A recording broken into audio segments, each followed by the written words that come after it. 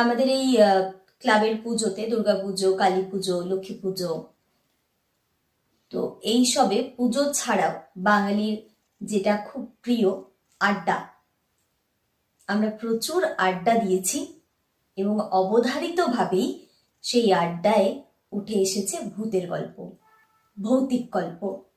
সবার বিভিন্ন অভিজ্ঞতা থেকে শোনা গল্প, এরকম করে ভূতের গল্পের বা ভৌতিক গল্পের অনেকগুলো স্টক আমার এবারে জমেছে।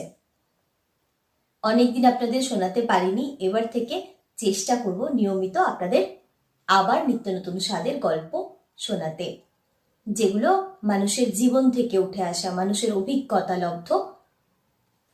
আর প্রত্যেকবারে যেটা বলে থাকি, এবারেও সেই একই কথা বলবো, যে গল্পটাকে আপনারা গল্প হিসেবেই শুনবেন।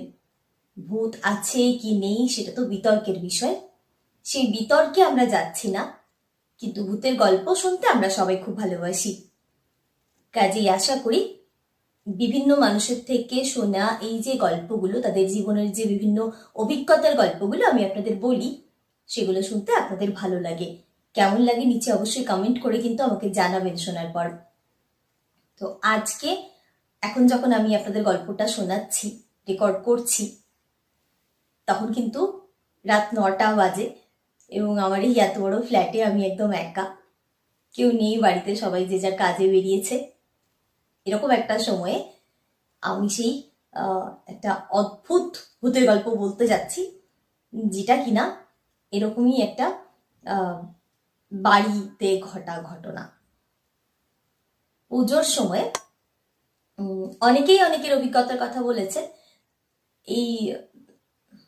এই যে এখন ঘটনাটা বলবো আপনাদেরকে, এই ঘটনাটা শেয়ার করেছিলেন আমার এক বৌদি।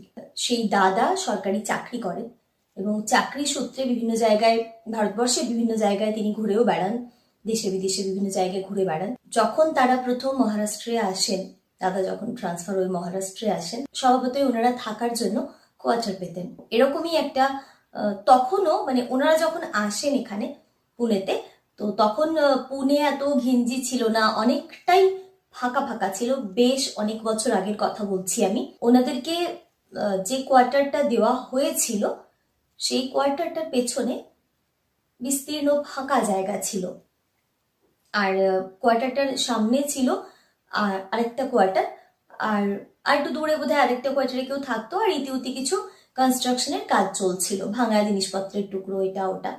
এই কোয়ার্টারটিতে শিফট করার পর সেই বৌদির এক ছেলে এবং এক মেয়ে, তারা তখন